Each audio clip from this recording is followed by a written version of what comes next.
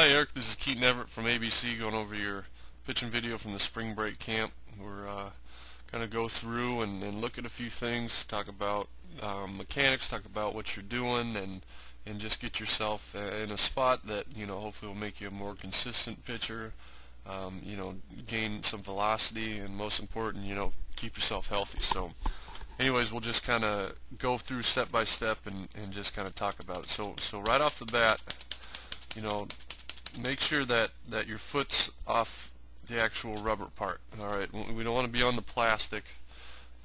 You can slip on it, but you're just losing 2 to 3 inches that you could start forward. So we want to make sure we're off that rubber first. Alright.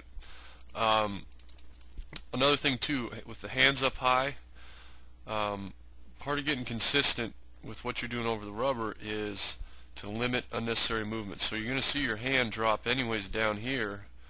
So we always like to recommend guys to come set, somewhere within that box, either around the belly button, around the belt. It's just kind of more of a comfort thing. But that just limits your movements. And it's also going to, you can see here, when you watch when your hands are breaking, alright, your hands break right here, which is late. Alright, we want those hands to break before this leg is already down. We want the hands to break once that leg starts down. So, at this position, we want to see the ball coming out of the glove there. Alright, so and all that is just because you're up so high, you're naturally going to want to break your hands around here. So we need to move those down. So you just kind of limit that movement and just kind of make it more easier to repeat. Alright. Another thing we look at is how we're staying balanced and what our posture is doing. Alright. So we're just kind of draw sort of a straight line with your box and just kind of watch what your head's doing through your motion. Alright. And what you're doing really well is staying over that back leg. Alright, a lot of guys, you'll see as this leg's coming up, their head is already going to be starting forward. Alright, so that's good that you're staying back. You want to stay over that back leg, so you're doing well on that. One thing that will help yourself out is you can see this steep angle of flexion of your knee. You just kind of want to limit that flexion. You just want to think about bringing your knee up and just letting this foot just kind of hang there. Alright, we don't want to flex it. We don't want to do a hamstring curl, because as you watch what your leg does as you kick out is that leg comes out to that position. Alright, so all that is just a little wasted movement. So get rid of that and just kind of keep that same angle, so then you aren't kicking out, you're not creating kind of an inconsistent delivery, and that'll make it just a lot easier to really get consistent, to really drive those hips forward. Alright, now you are keeping your hips closed, you are driving with them forward first, but if you can think about just keeping them closed a little bit longer, in this position as you're coming forward, we'd almost want to still see your knee maybe up here somewhere, so it hasn't completely gone straight and locked out. It's still closed.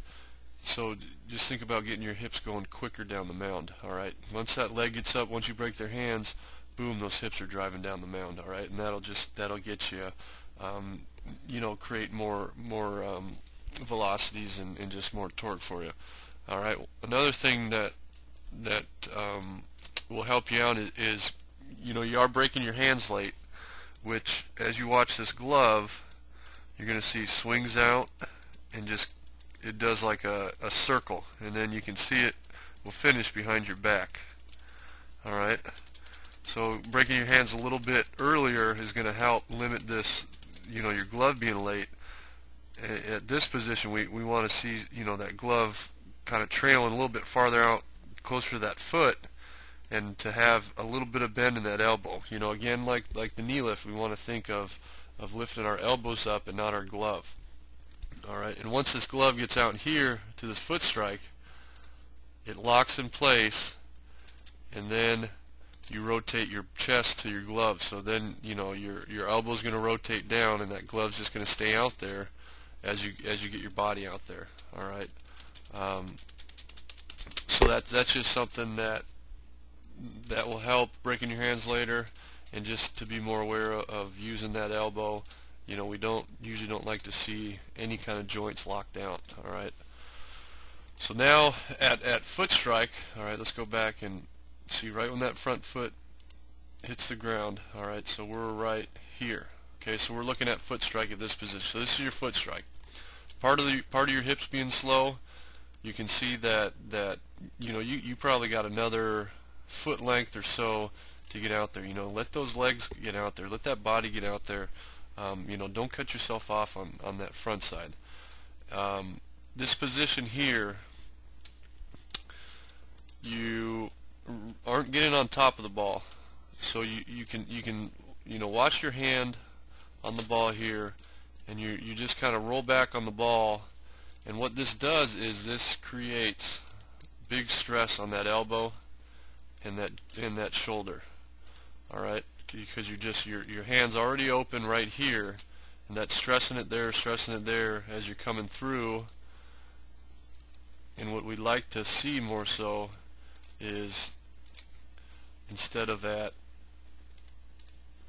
this position, you want to see this a little more angle in your arm, but basically the biggest thing is you want to see those fingers more on top of the ball, instead of that elbow, or instead of that wrist, flexed back and towards first base almost. So you want to get those fingers on top of the ball, so you can, and what that does too is that closes off your shoulder and that elbow to that extra strain. So you got to get yourself in a little bit better position to take the less strain off your arm. Now another thing to look at too with your lower body, getting more involved with your legs, what you're going to see happen is, let's just call this release point. All right, what you're going to see happen is this back foot stay on the ground. The most athletic, the most powerful position is 2 feet on the ground, and that'll happen with just letting your body get out a little bit farther. So now at this point, you're going to be seeing, more so this angle, coming all the way down there. So you're just driving through, you're using your whole legs, driving through that last big toe, and really getting yourself using more of your hips and your body. And we talk about torque, and torque is the ability for you to turn this hip forward before this upper body starts going. And you do have a pretty good concept of torque right here, but the more we can get out a little bit more, we're going to be able to pop this hip open a little bit close. We want the hip to get to the catcher first, and then that right shoulder comes through. So just allowing yourself to get out a little bit farther is going to help you with that torque too. And so that's just where velocity is. That's where everything is. It's in those hips. All right. Finishing wise, you're getting pretty good down over your front foot. We like to see you releasing the ball on as close to the hitter as you can, and just using more of those legs, you're gonna get yourself out even farther, and just get you more. You want to use the mound to drive the ball downhill. You want to get on top and drive everything downhill. All right, and then it's just a matter of repeating your mechanics every time. All right, another thing I want to say with that glove too is finishing back here. If you ever get a line drive hit back at you, or to field your position with a quick ground ball, it's going to be tough to bring that glove around, and you're just kind of leaving yourself open to a line drive. So that's why we want to keep that glove. It doesn't have to be exactly out in front of your chest, but somewhere out, so you're in that position to field the ball. But anyways, overall, I mean, you got the concepts down, a pretty good base. It's just a matter of kind of timing everything up, getting more involved with your lower half, and just getting up on top of the ball and using that mound to drive it downhill. But anyways, hope you have a great season this year. Good luck. Thanks for making it out to our camp, and we look forward to seeing you again with ABC.